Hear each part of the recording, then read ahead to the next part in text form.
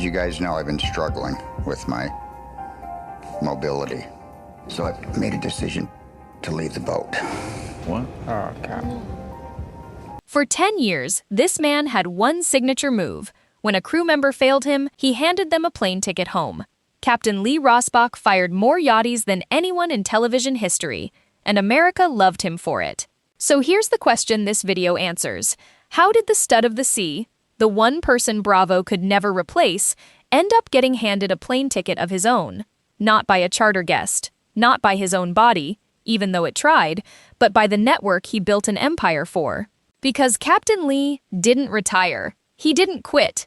In his own words, he just wasn't invited back. And the way it happened is worse than you remember. I have a low level of tolerance for stupid. Suck it up, cupcake. Get out of the way. What I'd like to do is rip your head off. As far as I'm concerned, you guys screwed the pooch on this. A good sailor never learned a lesson in calm seas. I finally gave myself a plane ticket home.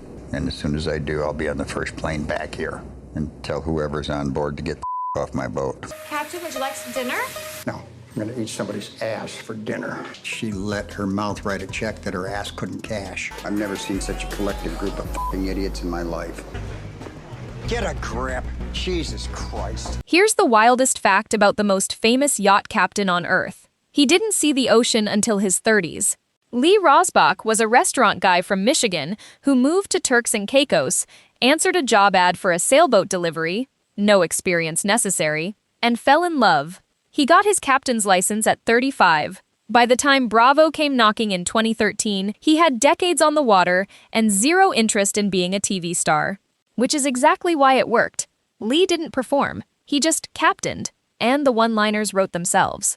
For 10 straight seasons, casts came and went, chefs melted down, deckhands got plane tickets, and the one constant was the silver-haired man on the bridge.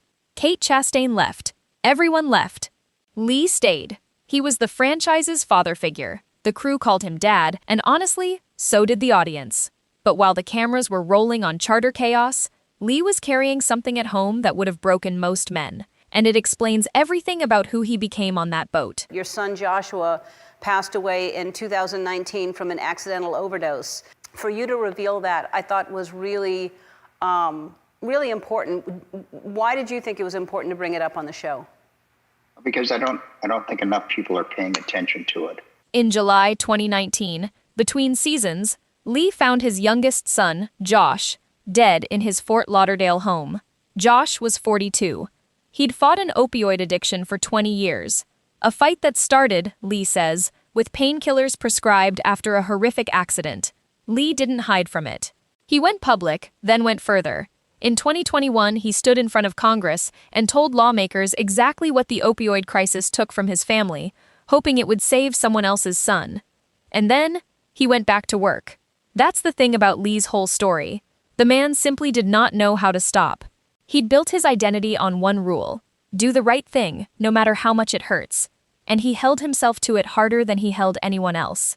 Which is why what happened in season 10 was so brutal to watch. Because for the first time, the thing failing Captain Lee was Captain Lee. Captain Lee, unfortunately, can't move fast at the moment.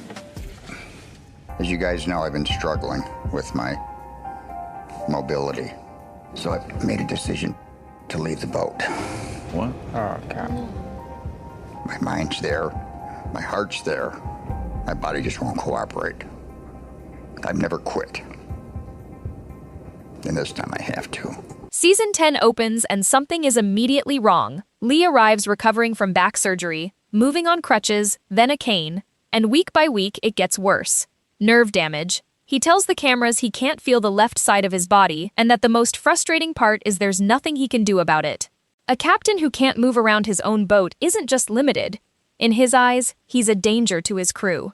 So in December 2022, Lee does the one thing he swore he'd never do. He gathers his crew and steps down mid-season. His mind was there, his heart was there, his body just wouldn't cooperate. Even then, he made it a Lee-ism. He'd finally given himself a plane ticket home, but insisted it was round trip. Bravo flew in Captain Sandy from the Med to hold the fort. And this, right here, is where the downfall stops being about his health and starts being about the network. I'm letting you go this morning.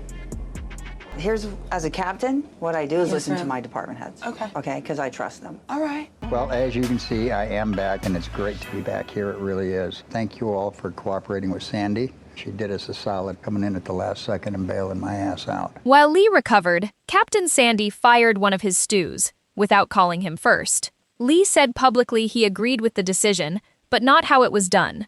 No call, no heads up, on his boat. He called it a lack of procedure and respect. The fandom split in half overnight. But Lee kept his promise. Months of physical therapy later, he walked back onto the St. David, unassisted, exactly like he vowed, and finished his season. In the finale, he reflects on 40 years as a captain and says he wants people to look at his run and know he set the bar high and kept it there. It plays like a victory lap. It was actually a eulogy. He just didn't know Bravo had already written it.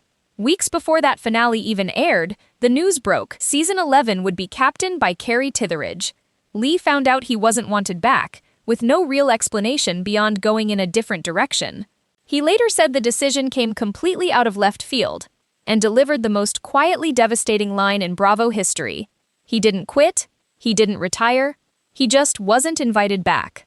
10 years, 10 seasons, and the franchise's founding father didn't get a farewell season. He got a press leak. I'm Captain Lee Rosbach. I've spent over half of my life at sea, traveling around the world. There was a body floating in the ocean. All I could see was this blazing inferno in the river. The water can be a very dangerous place. What came next followed a painfully familiar pattern. Couch Talk with Captain Lee and Kate, the reunion fans dreamed of, lasted exactly one season. His true crime show Deadly Waters premiered on Oxygen in 2024 with no confirmed second season. His podcast went quiet. He said openly that if Bravo ever called, he'd go back. That after 10 years, he'd like to exit on his own terms. The call never came. And in 2025, the final gut punch, Kate Chastain admitted that she and Lee, the greatest duo in Below Deck history, don't even talk anymore. Not from a feud, just life, distance. The family the show built quietly dissolved once the show stopped needing it. So here's what makes this downfall different from Kate's. Kate saw the wave coming and jumped. Lee did everything right, fought through surgery, kept every promise, walked back on that boat unassisted, and got pushed anyway. Kate's downfall was a choice. Lee's was a verdict. And it proves the coldest rule in reality TV. The show is never about the people who make it. Loyalty gets you a legacy. It doesn't get you a contract. There's one person who learned that lesson even harder. A chief stew who didn't walk away or get quietly dropped, but was publicly fired